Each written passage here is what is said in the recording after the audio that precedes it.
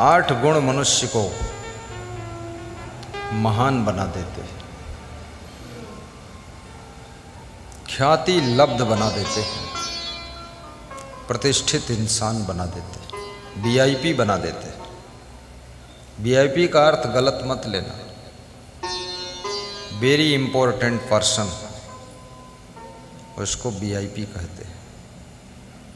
Very माने बहुत, important माने महत्वपूर्ण, पर्सन माने व्यक्ति। बहुत महत्वपूर्ण व्यक्ति को वीआईपी कहते हैं। VVIP very very important person, जो बहुत बहुत महत्वपूर्ण है। और जो इस दुनिया के अंदर महत्वपूर्ण नहीं है, वो इस संसार में उसका न कहीं सम्मान है और न कहीं उसके लिए बैठने के लिए स्थान है। इसलिए महत्वपूर्ण बनो।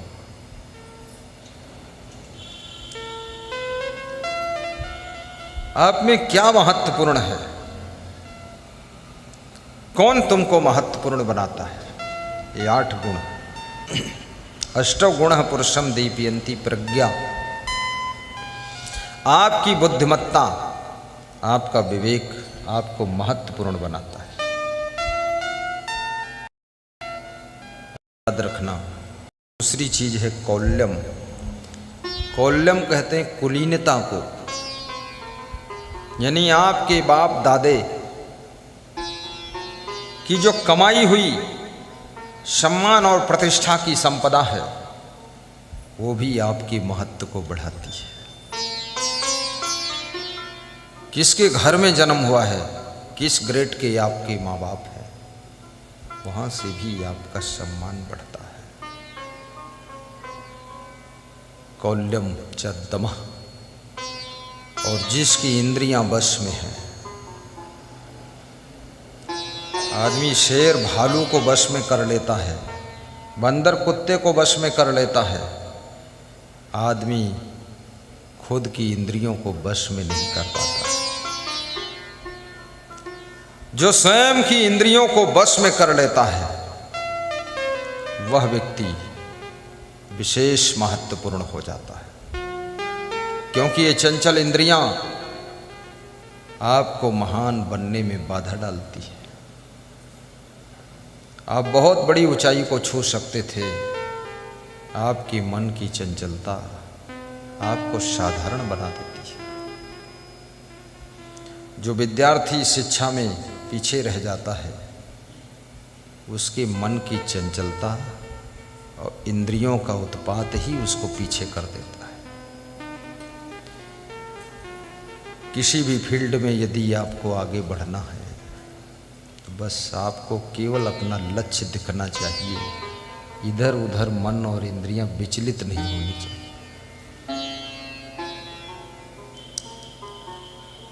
कृष्ण ने अर्जुन से पूछा कि अर्जुन तुम्हें क्या दिख रहा है? तो अर्जुन ने कहा मैं मछली की आंख दिख रही है। बोले मछली? बोले मछली नहीं दिख रही है। बोले मछली की पूंछ? बोले वो भी नहीं दिख रही।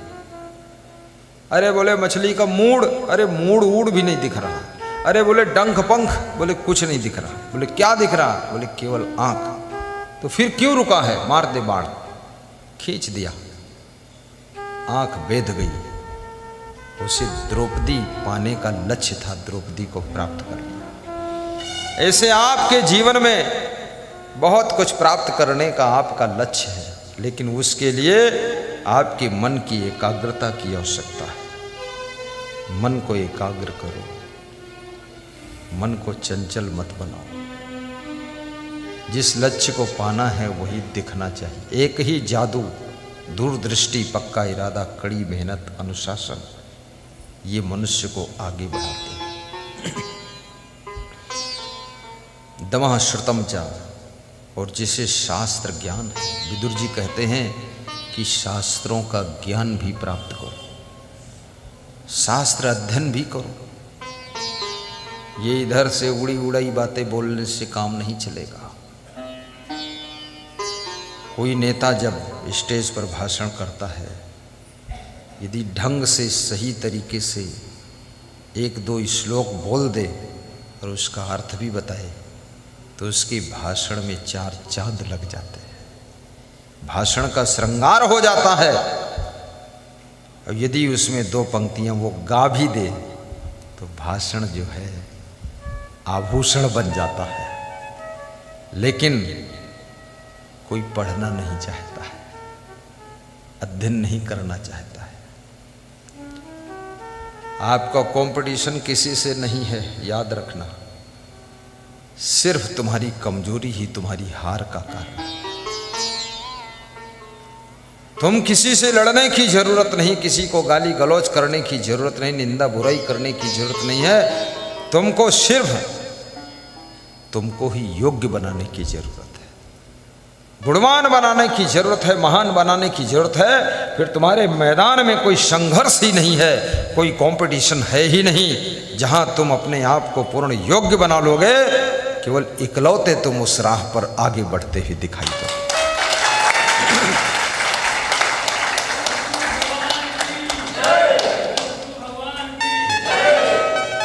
मैं कई प्रदेशों में प्रचार करने गया, सत्संग करने गया, तो हमको बहुत अच्छे अच्छे संत भी मिले जिन्होंने बहुत प्रेम किया, बहुत अच्छे अच्छे भक्त मिले, बहुत प्रेम किया। लेकिन हर प्रदेश में 2-4 खूसट भी मिले। खूसट समझते? उल्लू आदमी। 2-4 उल्लू हर प्रदेश में मिले। तो मुझे देख करके उनको डर लग गया कि ये पूरा प्रदेश कहीं असंग साहेब के आकर्षण में न चला जाए, हमको कौन मानेगा। तो उन्होंने जो है बाधा डालना शुरू किया, जनता को बहकाते थे, अरे ये तो विदेशी हैं, नेपाल बॉर्डर तरफ से आए हैं, कभी आ गए फिर आएंगे नहीं, इनको गुरु बनाने से क्या फ़ायदा, इतने दूर के गुरु जब बुलाना चाहो मिलना चाहो तो मिलेंगे ही नहीं, अरे जाने दो उधर, सत्संग वसंग सुन लो, गुरु मत बनो।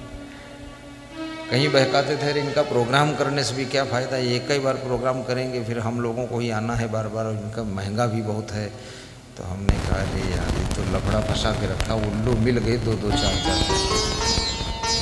मैंने उनसे झगड़ा नहीं किया, लड़ाई नहीं किया, विवाद नहीं किया, कुछ कहा ही नहीं। मैंने क्या किया, बस एक ही काम किया, स्वयं को ठीक किया, स्वयं को योग्य बनाया, बिल्कुल फोर्स के साथ एंट्री किया उनके प्रदेशों में, एक ही बार में सब सफाया। बोले तो आंधी तूफान आया पूरा काम खत्म। अपने को योग्य बनाओ। आपकी योग्यता, आपकी गुणवत्ता, आपकी महानता, आपकी बुद्धिमत्ता सारे कंपटीशन को खत्म कर देती है।